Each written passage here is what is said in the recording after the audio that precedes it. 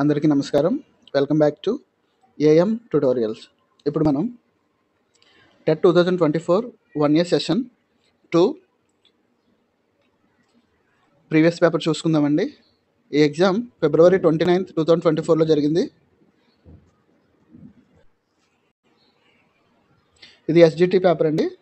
ఒకసారి ఈ పేపర్లో పడిన ఇంగ్లీష్ బిట్స్ ఒకసారి చూసుకుందాం. దయచేసి వీడియోని అందరూ లైక్ చేయండి. అలాగే ఈ వీడియో మీకు ఎలా అనిపించింది అన్నది కూడా కామెంట్ సెక్షన్ ద్వారా మాకు తెలియచేయండి.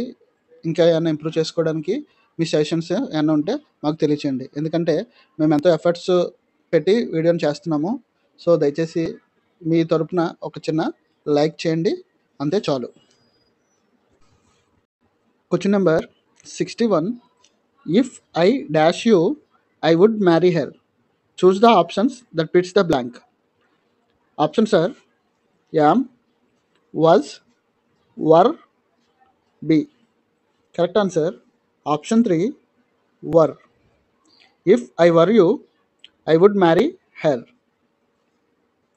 This is a conditional sentence, especially a contrary to fact conditional, where the condition is hypothetical and not real.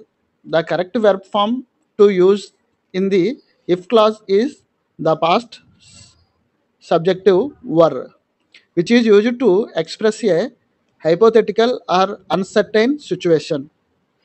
అంటే ఇక్కడ ఇది నేను నీవై ఉంటే ఆమెను పెళ్లి చేసుకుంటాను అన్న దాంట్లో అది రియల్గా జరగదు, కానీ అలాగా అయితే అని మనం ఒక కండిషనల్లో ఆలోచిస్తున్నాం కాబట్టి వర్ యూజ్ చేస్తాం అనమాట. Question number 62. She dash plans at 8 AM yesterday. Choose the option that fits the blank. Options are was watering, is watering, waters, will water. Correct answer is option 1, was watering. She was watering plants at 8 AM yesterday. అంటే yesterday జరిగిపోయిన దాని గురించి చెప్తున్నారు కాబట్టి was తీసుకుంటున్నాం అనమాట. So is అన్నది present టెన్స్లో తీసుకుంటాం, విల్ అన్నది ఫ్యూచర్ టెన్స్లో వాడతాం అనమాట. వాటర్స్ అన్నది అసలు ఇది కంప్లీట్గా వాడడం. సో ఇక్కడ ఎస్టర్డే జరిగిన దాని గురించి చెప్తున్నాం కాబట్టి was watering. So option 1 correct answer అవుతుంది. ఈ సెంటెన్స్ వచ్చి పాస్ట్ కంటిన్యూస్ టెన్స్లో ఉందన్నమాట. పాస్ట్ కంటిన్యూస్ టెన్స్లో ఉంది కాబట్టి వాజ్ వాటరింగ్ అని యూజ్ చేస్తాం. Question number 63. Choose the grammatically incorrect sentence from the following. Grammatically ఇన్కరెక్ట్గా ఉన్న సెంటెన్స్ని ఫైండ్ అవుట్ చేయమన్నారు. I have 2 dozens oranges. ఇక్కడ 2 అని అన్నారు, మళ్ళీ డజన్స్ అని అన్నారు. అంటే డజన్ అనుకుంటా డజన్స్ అన్నారు కాబట్టి ఇది రాంగ్ స్టేట్మెంట్ అనమాట. ఐ హ్యావ్ 2 డజన్ ఆరెంజెస్ ఇది correct. Next what is the price of the car అని అడుగుతున్నారు కాబట్టి క్వశ్చన్ మార్క్ కూడా ఉంది కాబట్టి ఇది కూడా కరెక్ట్. వాట్ ఆర్ యూ ఇది కూడా కరెక్ట్ అనమాట. సో ఇక్కడ 2 డజన్ అని యూజ్ చేయాలి తప్ప డజన్స్ అని యూజ్ చేయకూడదు. సో అందుకని ఆప్షన్ 1 ఇన్కరెక్ట్ సెంటెన్స్ అవుతుంది. So correct answer is option 1, I have 2 dozens oranges.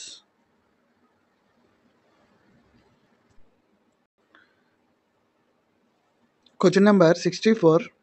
Choose the section of speech which typically includes the main points and supporting details. Options: introduction, body, conclusion, engagement. Correct answer option 2, body. మనం ఏదైనా ఒక letter రాసినా లేకపోతే ఏదైనా ఒక essay రాసినా సరే మనం మెయిన్ పాయింట్స్ అలాగే సపోర్టింగ్ డీటెయిల్స్ అన్నీ కూడా బాడీలోనే రాస్తాం అనమాట. ఇంట్రడక్షన్లో జస్ట్ టాపిక్ దేని గురించి మనం మాట్లాడుతున్నాము లేకపోతే దేని గురించి మనం రాస్తున్నాం అన్నది రాస్తాము. నెక్స్ట్ కన్క్లూజన్ పాయింట్స్ రాస్తాము. సో ఎంగేజ్మెంట్ అన్నది వేరే దానికి సంబంధించింది. సో కరెక్ట్ ఆన్సర్ బాడీలో మాత్రమే మనం అది దాంట్లో ఉన్న మెయిన్ పాయింట్స్ అన్నీ రాస్తాం కాబట్టి so correct answer option 2, body. Question number 65. Choose the punctuation mark used to indicate strong emotion.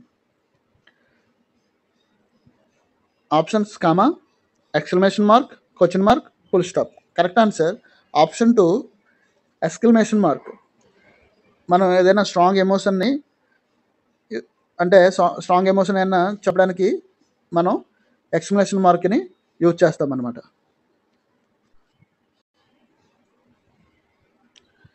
Question number 66. Choose the correct sequence of the words in which they appear in the dictionary. Option చూడండి. A involve, B invite, C invention, D invigilation.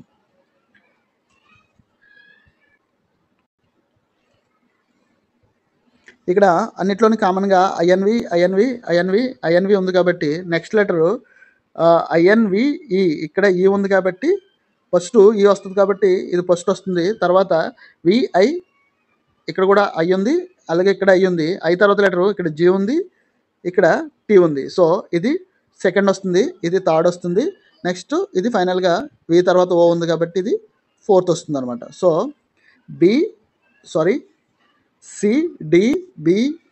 సిడిబిఏ option 4లో ఉంది కాబట్టి CDBA option 4 correct answer అవుతుంది. Question number 67. One of the following is not a linker that indicating addition. అంటే ఏదైనా మనం 2 సెంటెన్సెస్ని కలిపేటప్పుడు లింకర్లు use చేస్తాం కదా. సో ఆ లింకర్లు యూజ్ చేసేటప్పుడు ఎడిషన్ అనే పదానికి ఎడిషన్గా ఏదైనా ఇన్ఫర్మేషన్ ఇవ్వాలంటే ఇక్కడ ఉన్న 4 ఆప్షన్స్లోని ఒక దాన్ని యూజ్ చేయము, మిగిలిన 3 ఆప్షన్స్ని యూజ్ చేస్తాం అనమాట. సో ఆ యూజ్ చేయలేని దాన్ని మనం ఫైండ్ అవుట్ చేయమన్నారు. ఫర్దర్ మోర్ అన్నది మనం మామూలుగా నెక్స్ట్ ఎడిషన్కి యూజ్ చేస్తాం అనమాట. నెక్స్ట్ ఇన్ ఎడిషన్ కూడా యూజ్ చేస్తాము. ఈవెన్చువల్లీ అన్నది యూజ్ చేయము. నెక్స్ట్ ఎడిషనల్లీ అన్నది కూడా ఎడిషనల్ ఇన్ఫర్మేషన్ ఇవ్వడానికి యూజ్ చేస్తాము. ఇన్ ఎడిషన్ కూడా ఎడిషనల్ ఇన్ఫర్మేషన్ ఇస్తాం. ఫర్దర్ మోర్ కూడా ఎడిషనల్గా ఇన్ఫర్మేషన్ ఇస్తాం అనమాట.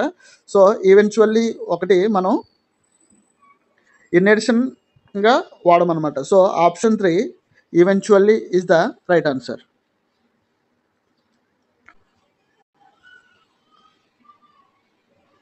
Question number 68. Choose the complex sentence from the following. Complex సెంటెన్స్ని ఫైండ్ అవుట్ చేయమన్నారు అనమాట.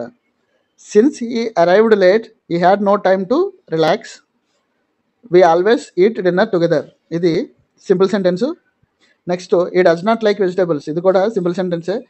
I don't want anything to drink, ఇది కూడా సింపుల్ సెంటెన్స్ అవుతుంది. సో ఆప్షన్ 1 ఒకటే. Since he arrived late he had no time to relax, ఇది complex sentence అవుతుంది అనమాట. ఇక్కడ 2 సెంటెన్సెస్ని సిన్ అనే లింకర్ని యూజ్ చేసి 2 సెంటెన్సెస్ని కలిపారనమాట. సో అందుకని కాంప్లెక్స్ సెంటెన్స్ అవుతుంది ఇది. Question number 69. One of the following is not a reflexive pronoun. Not a reflexive pronoun. So option 1 చూడండి. మై సెల్ఫ్, ఇది యూజ్ చేస్తాం రిఫ్లెక్సివ్ ప్రొనౌన్ కింద. యువర్ సెల్ఫ్ కూడా రిఫ్లెక్సివ్ ప్రొనౌన్ కింద యూజ్ చేస్తాం. హిమ్సెల్ఫ్ కూడా రిఫ్లెక్సివ్ ప్రొనౌన్ కింద యూజ్ చేస్తాం. ఇజ్ సెల్ఫ్ ఇది యూజ్ చేయమన్నమాట. ఈ వర్డ్నే అసలు ఇజ్ సెల్ఫ్ అని మనం ఎక్కడ యూజ్ చేయము. సో ఆప్షన్ 4 కరెక్ట్ ఆన్సర్ అవుతుంది. ఇజ్ సెల్ఫ్ అన్నది not a reflexive pronoun.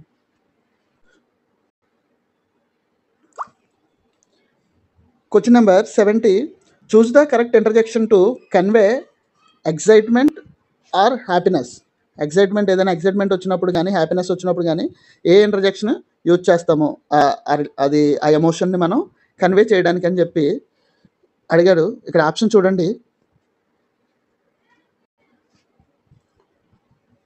Option 1 చూడండి. సారీ, మనం ఏదైనా ఎక్సైట్మెంట్లో కానీ హ్యాపీనెస్లో కానీ సారీ అనే వర్డ్ని యూజ్ చేయము.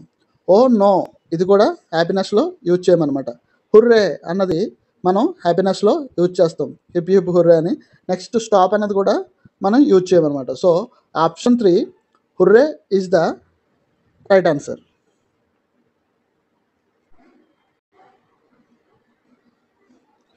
Question number 71. Choose the phrasal verb that means to search thoroughly. అన్న ప్రెజల్ వెర్బ్కి మీనింగ్ ఏంటి అని ఆప్షన్స్లో అడిగారు. ఆప్షన్ చూడండి. బ్రింగ్ అప్ అన్నది కాదు. నెక్స్ట్ రన్అవుట్ అన్నది కూడా కాదు. Look in to. So to search thoroughly అన్న మీనింగ్కి లుక్ ఇన్ టు సరిపోతుంది అనమాట. నెక్స్ట్ పుటప్ కూడా కాదు. సో ఆప్షన్ 3 లుక్ ఇన్ టుకి to search thoroughly. So option 3 correct answer అవుతుంది. Question number 72. Choose the sentence type that often express excitement. Excitement వచ్చినప్పుడు మనం ఏ sentence use చేస్తాము అని అడిగారు. ఆప్షన్ చూడండి. Imperative sentence, interrogative sentence, declarative sentence, exclamatory sentence. ఏదైనా excitement వచ్చినప్పుడు మనం ఎక్స్క్లమేషన్ మార్క్స్ యూజ్ చేసే కదా మనం సెంటెన్స్ అని చెప్తాం. కాబట్టి ఆప్షన్ 4 ఎక్స్క్లమేషన్ సెంటెన్స్ అవుతుంది అనమాట. ఇది ఇంట్రాగేటివ్ సెంటెన్స్ అంటే క్వశ్చన్ మార్క్స్ యూజ్ చేస్తాము. అది ఎక్సైట్మెంట్ని ఎక్స్ప్రెస్ చేయమన్నమాట. అప్పుడు క్వశ్చన్ మార్క్స్ని ఏదైనా క్వశ్చన్స్ అడగాలనుకున్నప్పుడు ఇంట్రాగేటివ్ యూజ్ చేస్తాం. ఇంపరేటివ్ సెంటెన్స్, డిక్లరేటివ్ సెంటెన్స్ మనం వేరే వేరే సందర్భాల్లో యూజ్ చేస్తాము. ఓన్లీ ఎక్సైట్మెంట్ని ఎక్స్ప్రెస్ చేసేటప్పుడు మాత్రం ఎక్స్క్లమేటరీ సెంటెన్స్ యూజ్ చేస్తాం అనమాట. So option 4 right answer. Question number 73. The man said to the officer, please help me. The man said to the officer, please help me. Choose the indirect speech for the sentence above. ఈ సెంటెన్స్కి indirect speech find out చేయమన్నారు అనమాట. So option చూడండి. The man told the officer to help him. The man requested the officer to help him. The man requested the officer to helping him. The man said to the officer to please help him. So correct answer చూడండి. The man said అని ఉంది. The man said ఎలా మారుతుందంటే ఇక్కడ please అని request ఉంది కాబట్టి the man requested కింద మారుతుంది. సో ఇక్కడ టోల్డ్ అన్నది రాంగ్ ఆన్సర్ అవుతుంది, సెడ్ ఉన్నది కూడా రాంగ్ ఆన్సర్ అవుతుంది. ఈ రెండు తీసేస్తే మనకి ద మ్యాన్ రిక్వెస్టెడ్ అన్నది 2 సెంటెన్సెస్ ఉన్నాయి. సో ఈ 2 ఆప్షన్స్ ఉన్నాయి. ఈ 2 ఆప్షన్స్లోని ఇంకొక దాన్ని ఎలా నెగ్లెక్ట్ చేయాలంటే the man requested the officer to help him, the officer to helping him. So ఇక్కడ హెల్పింగ్ అని వచ్చింది కాబట్టి ఇది కూడా రాంగ్ ఆన్సర్ అవుతుంది అనమాట. దీంట్లో హెల్ప్ హిమ్ అని ఉంది కాబట్టి the man requested the officer to help him. Option 2 correct answer అవుతుంది అనమాట. మిగిలిన ఆప్షన్లన్నీ రాంగ్ ఆన్సర్స్ అవుతాయి.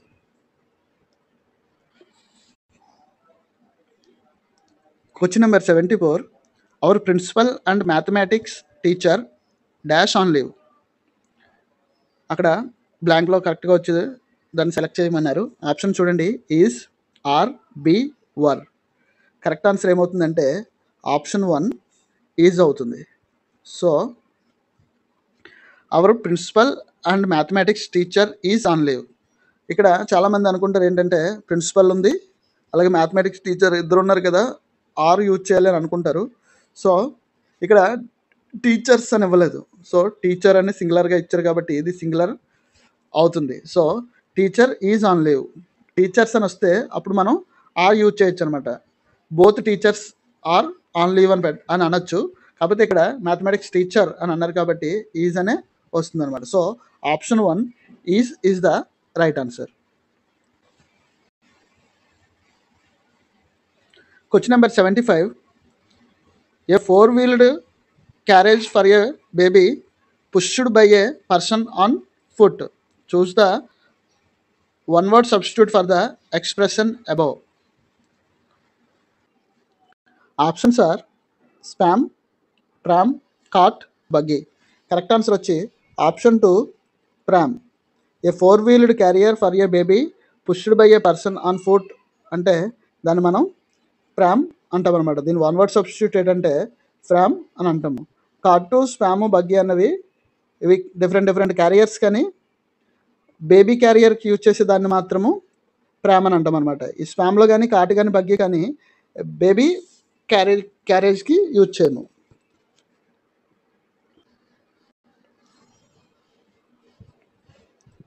Question number 76. Choose the correctly spelled word. ఒక వర్డ్ ఇచ్చి దాని స్పెల్లింగ్ అడిగారు. స్పెల్లింగ్ చూడండి. ఎంటర్ప్రైజ్ అనమాట. సో ఎంటర్ప్రైజ్ యొక్క స్పెల్లింగ్ ఏది కరెక్ట్ అని అడిగారు. సో కరెక్ట్ ఆన్సర్ వచ్చి ఆప్షన్ 3 ENTERPRISE ఎంటర్ప్రైజ్. ENTERPRISE ఇది ఎంటర్ప్రైజ్కి కరెక్ట్ స్పెల్లింగ్ అవుతుంది అనమాట. Question number 77. The mist affords a certain privacy. Choose the synonym of the word privacy. Privacy అన్న వర్డ్కి సినానియం అంటే మీనింగ్ చూస్ చేయమన్నారు. ఆప్షన్ చూడండి. Seclusion, publicity, exposure, crowdedness. So publicity అంటే, ప్రైవసీ అంటే ఏంటంటే మన సీక్రెట్ అంటే మనం ప్రైవసీగా ఉండాలి అని అంటారు కదా. సో దాని మీనింగ్లో పబ్లిసిటీ అంటే దీనికి ఆపోజిట్ మీనింగ్ అవుతుంది అనమాట. సో పబ్లిసిటీ అంటే ఎక్కువ బయటికి చెప్పుకోవడం. అలాగే ఎక్స్పోజర్ అన్న కూడా బయటికి ఎక్కువ ఎక్స్పోజ్ అవడం అనమాట. అలాగే క్రౌడెడ్నెస్ అంటే ఇది కూడా, క్రౌడ్ అంటే దేనికి, పీపుల్ ఎక్కువ మంది గుమ్ముకోవడానికి యూజ్ చేస్తారు కాబట్టి ఇది కూడా ఎక్కువ దాంట్లోకి వస్తుంది. ఒక ఆప్షన్ 1 సెక్లూజన్ ఒకటే ప్రైవసీకి ఈక్వల్గా ఉందన్నమాట దీని మీనింగ్. సో కరెక్ట్ ఆన్సర్ వచ్చి seclusion is the right answer అవుతుంది.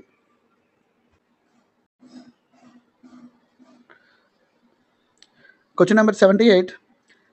Let us survive in which they put their affection into words, mixing sciences with tenderness.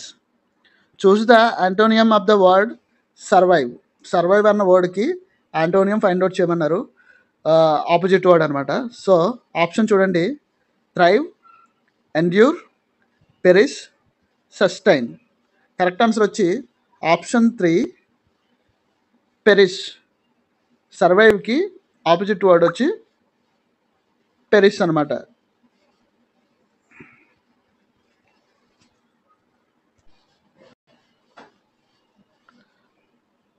Question number 79. Reading for examination is considered as. Options చూడండి. Extensive reading, intensive reading, extra reading, tension reading. Correct answer వచ్చి option 2 intensive reading. మన ఏదైనా examination ఉన్నప్పుడు మనం చదువుతున్నామంటే అది మనం ఇంటెన్షనల్గా చదువుతాం అనమాట. సో ఎగ్జామ్లో పాస్ అవ్వాలని ఒక ఇంటెన్షన్తో చదువుతాం కాబట్టి అది ఏమవుతుందంటే ఇంటెన్సివ్ రీడింగ్ లోకి వస్తుంది అనమాట. Question number 80. The group that does not come under content words. Does not come under content words. Option చూడండి. Nouns, verbs, adjectives, prepositions. Nouns, verbs, adjectives కూడా కమ్స్ అండర్ కంటెంట్ వర్డ్స్. ఈ మూడు కూడా content వర్డ్స్లోకి వస్తాయి. ప్రిపోజిషన్స్ ఒకటి content words కాదనమాట. So option 4 preposition is the right answer. Question number 81. A good lesson plan is dash for good teaching. Options: a prerequisite, a post-requisite, an unwanted thing, a success story. Correct answer వచ్చి a prerequisite. A good lesson plan is a prerequisite for good teaching. Question number 82. The first step in designing a language textbook is. Options: selection of grammar topics, organization of a grammar topics, selection of appropriate language samples, sequencing of a grammar topics. Correct answer వచ్చి option 3 selection of appropriate language samples. మనం ఏదైనా language text బుక్ని design చేయాలంటే first మనకి ఏముండాలంటే appropriate language samples ఉండాలి. Grammar topics అనేవి తర్వాత secondary, కానీ ఫస్ట్ మనకు కావాల్సింది ఏంటంటే selection of appropriate language samples. Question number 83. Read the following passage. ఇంకా టైం ఎక్కువ అవుతుంది కాబట్టి ప్యాసేజ్ చదవట్లేదండి. ఒకసారి పాస్ చేసుకొని మీరు వీడియోని ఈ ప్యాసేజ్ ఒకసారి రీడ్ చేయండి, అప్పుడు ఆన్సర్ చేయండి అనమాట క్వశ్చన్కి. Select the correct statement based on the passage. Option చూడండి. The waves crashed violently against the rocky shore. Seagulls were diving into the water to catch fish. The laughter was mixed with the sound made by seagulls. The sunset painted the sky with shades of green and blue. Correct answer వచ్చి option 3 the laughter was mixed with the sounds made by seagulls. So passage చదివి ఈ answer ఎలా వచ్చింది అన్నది comment సెక్షన్లో తెలియచేయండి.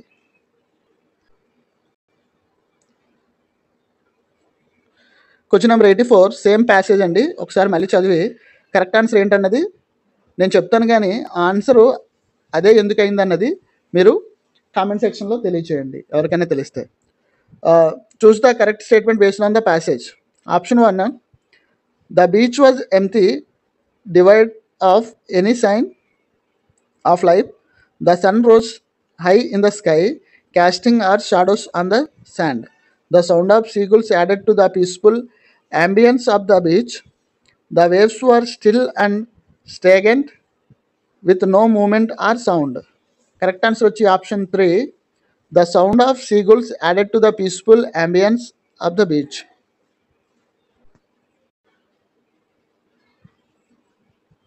Question number 85. Learning proceeds from concrete to abstract because of options: psychological principles, oral fluency, social barriers, scientific experiments.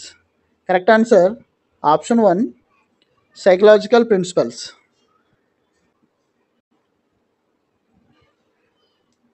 Question number 86. Passive vocabulary is called. Options are main vocabulary, direct vocabulary, recognizing vocabulary, essential vocabulary. Correct answer option 3, recognising vocabulary. Passive వొకాబులరీని recognising vocabulary అని కూడా అంటాం అనమాట.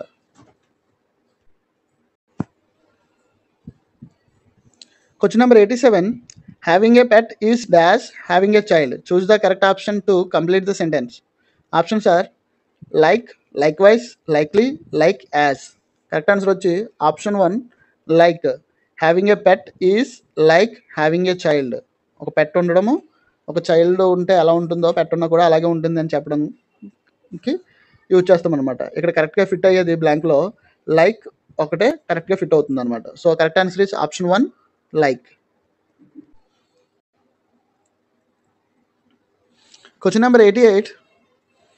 చూస్ the incorrect statement regarding subordinating clauses. Subordinating క్లాజెస్కి సంబంధించి incorrect స్టేట్మెంట్ని find out చేయమన్నారు అనమాట. సో ఆప్షన్ చూడండి. Subordinating clause cannot stand alone as a complete sentence. ఇది కరెక్ట్ స్టేట్మెంట్ అనమాట. సో సబార్డినేటింగ్ క్లాజ్ ఎప్పుడు ఎలోన్గా కంప్లీట్ సెంటెన్స్గా ఉండదు. నెక్స్ట్ సబార్డినేటింగ్ క్లాజ్ ఆఫెన్ బీయింగ్ విత్ సబార్డినేటింగ్ కంజంక్షన్స్. కొన్నిసార్లు సబార్డినేటింగ్ క్లాజ్ యూజ్ చేసినప్పుడు సబార్డినేటింగ్ కంజంక్షన్స్ యూజ్ చేయొచ్చు. Next subordinating clause always express complete thoughts. Subordinating clause ఎప్పుడు కంప్లీట్ థాట్స్ని మనకి ఎక్స్ప్రెస్ చేయదన్నమాట.